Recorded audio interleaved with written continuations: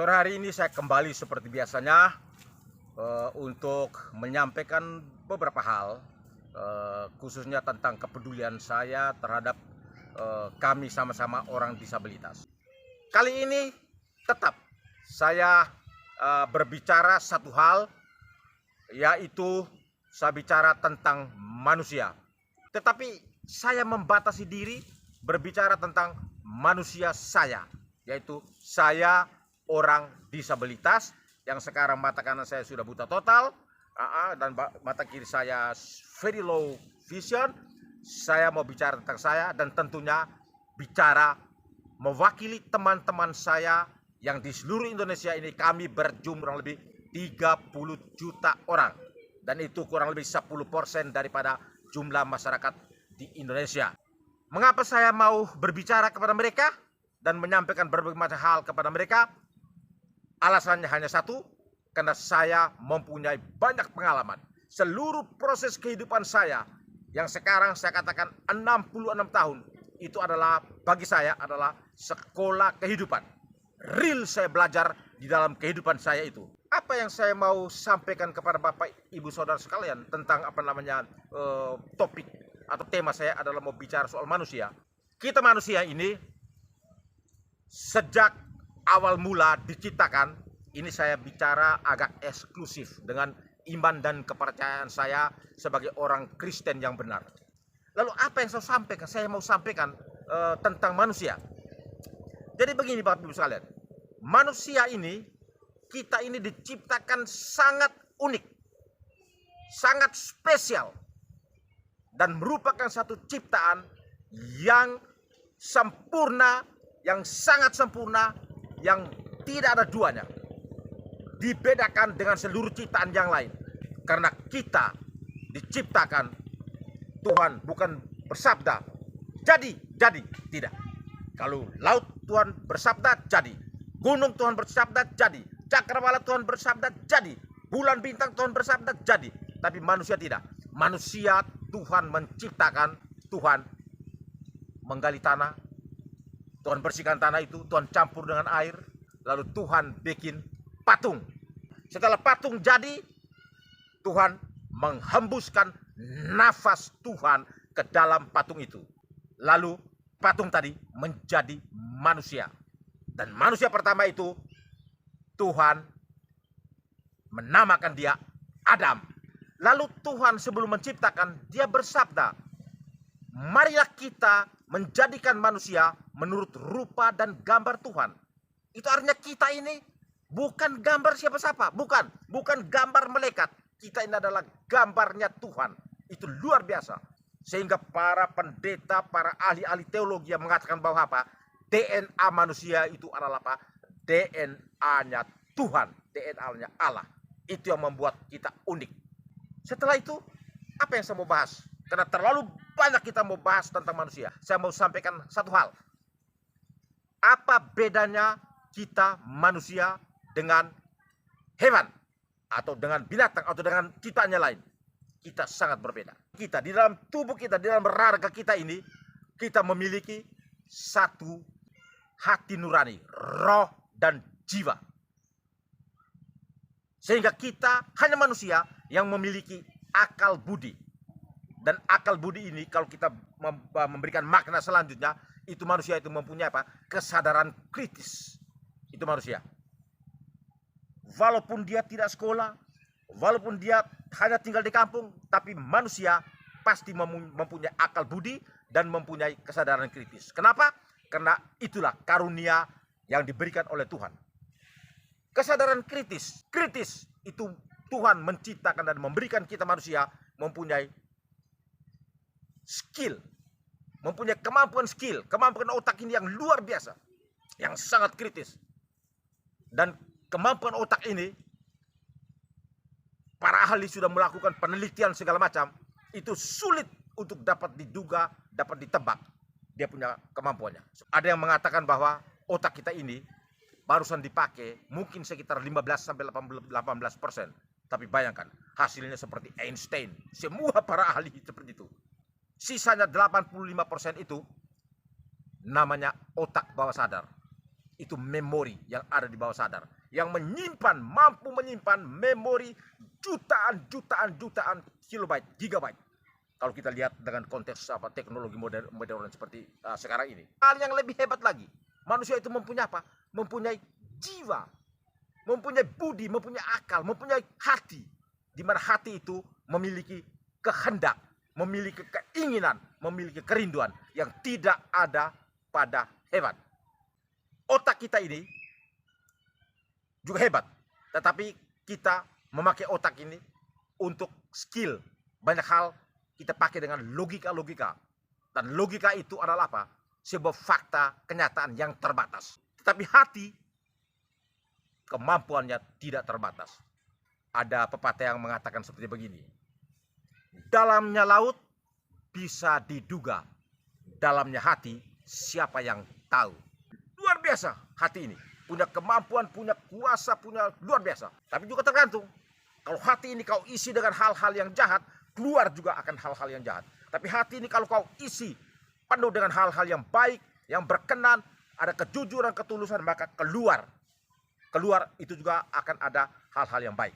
Jadi hati ini adalah pusat untuk mengelola, mengolah, menyimpan hal yang suatu saat akan keluar kepada aktivitas kita di luar yang namanya karakter, tabiat, tingkah laku, perilaku. Contoh perbedaan sangat menyolok bahwa manusia memiliki akal budi atau kesadaran kritis dengan hewan yang tidak memiliki itu. Hewan hanya memiliki apa? Insting atau naluri. Hewan, kalau dia lapar, dia akan keliling-keliling mencari makan. Dia cari makan. Tetapi kalau dia tidak dapat makan, dia akan berusaha untuk dapat makan. Dengan cara apa? Dia akan curi. Walaupun di rumah anjingmu sendiri. Tapi kalau kau tidak beri dia makan, segala macam, instingnya menyatakan bahwa dia harus makan, dia akan curi. Itu hebat. Kemudian pada saat dia merasa terancam, secara insting naluri, dia akan membela diri. Macam anjing, dia akan gonggong, dia akan serang kau. Tapi kalau seandainya engkau lebih ganas dari anjing, maka dia akan lari.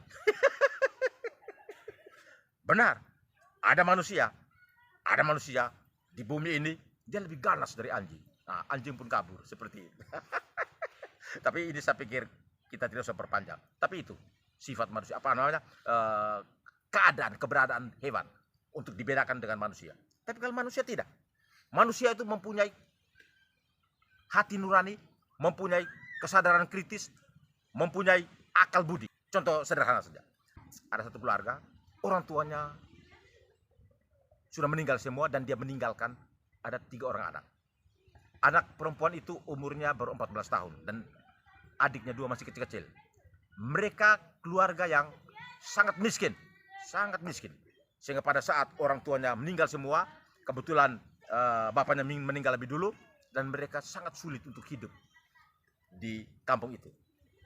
Namun luar biasa, pada saat orang tuanya masih hidup, ibu ini dia mengajarkan anaknya itu hal-hal yang baik. Tidak boleh ini, tidak boleh itu, tidak boleh marah-marah, tidak boleh curi, semua harus melakukan hal-hal yang baik. Artinya pendidikan agama, keyakinan disampaikan kepada dididik anak-anak itu. Jadi anak itu menjadi anak yang baik. Pada suatu hari mereka sudah tidak punya makanan kembali. Anak perempuan yang umur 14 tahun ini dia bingung. Akhirnya dia keluar rumah. Ya. Jadi kesadaran kritisnya bekerja. Dia tahu bahwa di dekat rumah mereka itu ada satu ibu yang di depan rumahnya ada warung. Dia datang, dia masuk. Dia bilang, "Ibu, maaf ibu kenal saya." Ibu bilang, "Iya saya kenal ya. Ibu, saya tidak punya apa-apa lagi di rumah. Kami betul-betul tidak punya beras apa segala macam. Dan saya betul-betul lapar sekali. Saya boleh, kalau ibu berkenan, ibu beri saya makanan. Dan juga adik saya 2 orang ini. Nanti setelah saya makan, mungkin adik saya juga makan, saya akan datang ibu. Saya akan datang, saya bantu ibu. Saya bantu cuci piring dan segala macam, saya kerja di sini." Saya yakin benar, kalau ibu itu adalah seorang ibu yang benar, dia pasti meneteskan air mata. Dan pasti dibilang kasih itu anak makan, kemudian dia bungkus lagi 2 bungkus, dia antar, suruh anak itu pulang, antar itu adik-adiknya makan, lalu dia kembali bekerja di situ. Itu kesadaran kritis manusia, walaupun dia masih kecil. Tapi kenapa? Di dalam hati sanubarinya, di dalam jiwanya sudah tertanam hal-hal yang baik dan benar. Ada akal budi. Lalu sekarang saya kasih contoh. Contoh, saya punya anjing. Di rumah saya tidak kasih makan. Saya tidak kasih makan anjing itu. Dia lapar.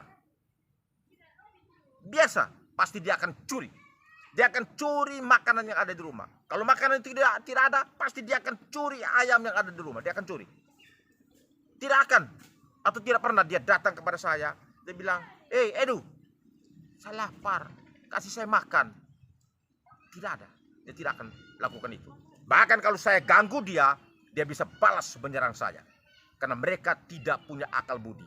Binatang hanya mempunyai insting dan naluri untuk mempertahankan hidup, untuk menjaga keselamatan mereka. Tapi tentu teman-teman, Bapak Ibu, saudara-saudara sekalian yang di luar sana pasti juga akan bertanya, ya tapi kenapa ada manusia di luar jahatnya minta ampun, bahkan minta maaf, lebih jahat daripada anjing. Sangat jahat, bahkan hampir tidak bisa dapat kita pikirkan. Tidak masuk akal kejahatan.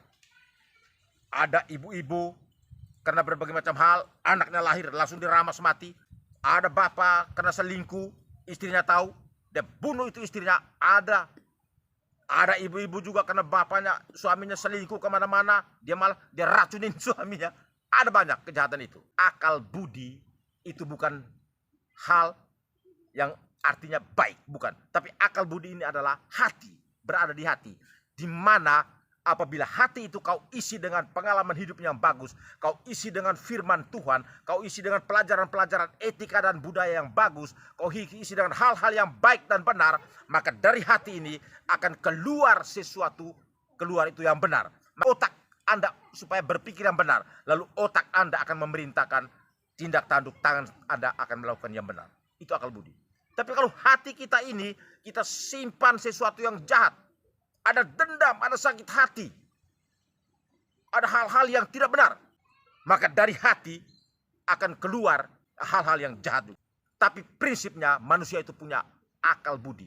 Itu modal luar biasa yang Tuhan berikan kepada manusia untuk membedakan manusia dengan hewan. Lalu apa hubungannya pembicaraan saya ini dengan teman-teman saya disabilitas? Saya hanya mau mengatakan bahwa ketika kita berada di posisi ini, bahwa kita adalah orang-orang disabilitas, yang kalau dengan bahasa ekstrimnya dulu orang katakan kita orang cacat, kita beda. Kita beda dengan orang-orang yang orang kebanyakan, orang-orang normal. Jadi kita orang cacat, orang yang di luar sana, orang normal. Apakah kita beda? Benar, kita beda. Kita beda hanya persoalan fisik, persoalan kedagingan, persoalan tubuh kita. Dan perbedaan ini adalah apa? Fakta yang terbatas. Terbatas, fakta yang terbatas. Mau kita uji? Mari silakan. Kalau orang disabilitas meninggal, besoknya juga orang-orang normal atau orang-orang kebanyakan meninggal, mereka sama-sama dikubur. Apakah orang disabilitas ini dalam 1 minggu akan hancur lebur? Dia punya daging dimakan oleh ulat dan sebagainya. Lalu orang yang normal itu tidak. Sama-sama orang normal, orang cacat kalau mati semuanya hancur lebur, busuk, kemudian menjadi tanah dan sebagainya, itu sama. Artinya apa? Daging dan fisik ini adalah sesuatu hal yang terbatas. Nah, kesamaan kita antara orang disabilitas seperti saya dan orang-orang kebanyakan di luar sana, yaitu adalah sama. Kita sama-sama memiliki hati nurani. Kita sama-sama memiliki roh dan jiwa. Kita sama-sama memiliki akal budi. Tergantung akal budi, roh kita ini, hati kita ini, kita mau isi dengan apa? Kalau mau kita isi dengan hal-hal yang tidak baik, hal-hal yang dilarang oleh Tuhan, dendam, emosi, kepahitan, kurang ajar, iri hati, dengki, caci maki orang segala macam, maka hati kita ini akan menjadi apa? Hati yang mungkin kalau di luar menjadi action, dia lebih jahat daripada binatang. Tapi kalau hati kita ini kita isi dengan hal-hal yang baik, sesuai dengan ajaran di agama kita masing-masing. Kebetulan saya orang Kristen, Anda mungkin orang Islam. Saya tahu, di Islam, Al-Quran pun tidak pernah mengajarkan untuk membenci orang. Tidak ada. Kristen sama, Katolik sama, Hindu, Buddha sama. Semua agama mengajarkan kebaikan. Apa yang harus kita lakukan? Hal-hal ini yang saya mau sampaikan. Kita yang sekarang sudah berada seperti sekarang ini. Kita posisi sekarang ini. Contoh saya adalah sekarang sudah menjadi satu anggota masyarakat disabilitas. Saya harus berjuang. Bahwa saya tidak boleh dendam. Atau tidak boleh marah. Atau tidak boleh menggugat. Bahkan sampai mengatakan bahwa apa? Tuhan, kenapa engkau menciptakan kami orang-orang cacat, orang-orang buta, orang-orang pincang, orang-orang tuli sejak lahir. Apalagi kita, teman-teman saya di luar sana yang semuanya terjadi sejak lahir. Jangan kita gugat Tuhan. Jangan. Tuhan tidak pernah salah dan keliru untuk menciptakan manusia. Kita ini tidak salah. Tuhan tidak salah, Tuhan tidak keliru. Lalu kenapa? Pasti kita bertanya, kenapa orang lain normal? Kenapa kami lahir cacat? Dengar, rencana Tuhan terhadap diri kita manusia, baik engkau cacat maupun engkau normal, tidak pernah kita tahu. Kita tidak pernah tahu. Kita tidak punya kemampuan untuk bertanya, Tuhan, mengapa saya diciptakan cacat? Yang harus kita tahu bahwa apa? Tuhan itu baik. Tuhan itu maha kasih, maha penyayang. Dia tidak pernah salah dan keliru untuk menciptakan kita. Itu saja yang kita pegang. Ya nanti kalau besok-besok, kalau kita sudah mati, dan tentu kita yang orang disabilitas ini, kalau kita berbuat baik, tulus, jujur, taat, setia, pasti kita akan bangkit dan kita akan diangkat ke surga. Nah kalau Anda sudah sampai di surga, ketemu dengan spesifik saya omong saya ya, ketemu dengan Tuhan kita adalah Tuhan Yesus Kristus. Ini khusus untuk teman-teman orang-orang Kristen yang benar. Baru kau tanya, Tuhan, dulu kenapa Tuhan menciptakan yang lain normal? Kok saya Tuhan ciptakan cacat? Tanya dia waktu itu. Nanti kau akan mendapat penjelasan yang sempurna, benar oleh Tuhan. Tapi jangan tanya sekarang. Saya juga tidak dapat menjelaskan dengan pasti. Tapi yang saya pasti tahu bahwa apa? Tuhan itu maha kasih, maha penyayang. Tuhan tidak pernah menciptakan apapun kita ini. Mau cacat, mau normal, tujuannya hanyalah kasih. Jadi kita tidak boleh menggugat Tuhan. Yang kedua, dengar teman-teman, dengar. Kita juga tidak boleh menggugat orang tua kita. Terutama ibu kita, mama kita yang telah melahirkan kita. Jangan kita gugat. Tuhan, kenapa kakak saya normal? Kenapa adik saya normal? Kenapa saya cacat? Jangan. Karena saya tahu persis, tidak ada satu ibu pun yang menginginkan anaknya lahir cacat. Tidak ada. Tidak ada. Tidak ada. Tetapi biasanya setelah mereka lahir, kalau mamanya tahu bahwa anaknya cacat, benar sebagai manusia biasa, dia akan merasa sakit hati. Dia akan merasa ada seperti kejatuhan luar biasa. Tetapi lama-kelamaan, percaya, seorang ibu akan terima anaknya dengan 100%. Yang cacat, yang normal dia terima dengan 100%. Dengan kasih yang tidak pernah ia beda-bedakan. Itu hati mama. Demikian juga tentunya hati bapak. Jadi kita jangan mengutuk mama. Jangan sama sekali, jangan sama sekali. Jangan. Yang ketiga, kita juga tidak boleh mengutuk diri kita sendiri. Jangan. Jangan kalau ada masalah, ada persoalan yang terjadi dalam keluarga, lalu engkau selalu bilang begini, "Hai, saya ini nih cacat lagi. Lebih baik saya mati saja." Pasti banyak yang ngomong begitu kan? Jangan. Atau bilang, "Hai, saya ini cacat." Bikin susah orang tua. bikin susah keluarga ini. Bahkan kadang-kadang saya menjadi aib. Orang di sekitar kampung saya bilang saya ini aib karena dosa orang tua, kesalahan orang tua. Jangan.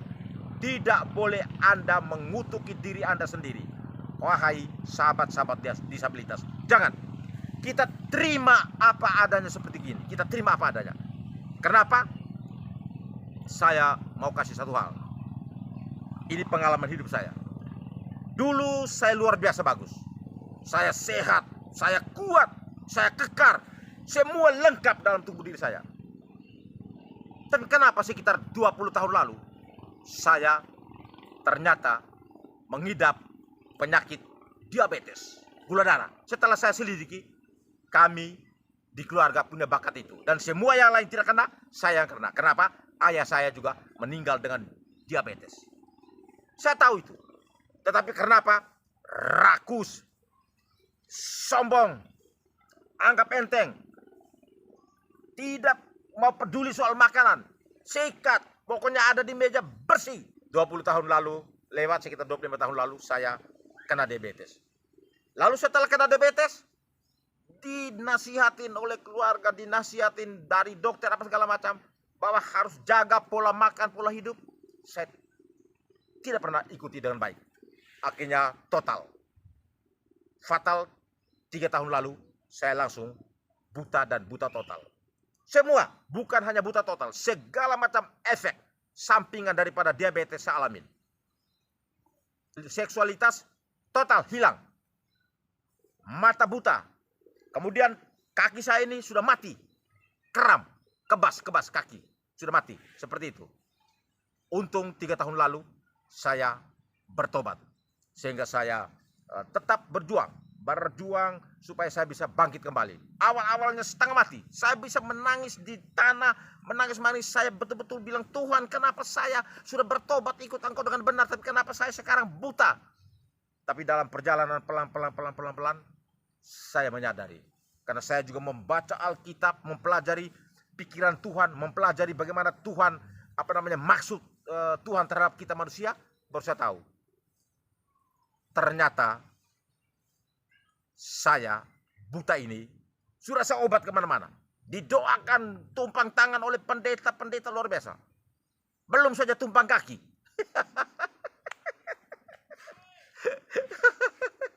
Tidak sembuh. Akhirnya saya putuskan dalam suatu kesadaran kritis saya bahwa biarlah saya tetap begini. Saya tahu pasti semua ini terjadi kenapa Tuhan mengizinkan saya seperti ini. Apa dampaknya? Tuhan punya pesan. Biarlah saya kasih kau tetap buta. Supaya sekarang kau buta. Kau punya teman-teman di Indonesia ada 30 juta orang. Nah, kau punya pengalaman hidup juga dulu banyak. Saya kasih kau banyak berkat dulu.